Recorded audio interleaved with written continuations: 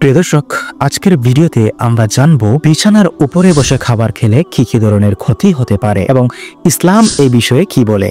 ইসলামে পরিষ্কার পরিচ্ছন্নতার গুরুত্ব অনেক বেশি। রাসূল সাল্লাল্লাহু আলাইহি ওয়াসাল্লাম নিজে কখনো বিছানার উপর বসে খাবার খাওয়া পছন্দ করতেন না, কারণ বিছানা ঘুমানোর জায়গা, এটা খাওয়ার স্থান নয়।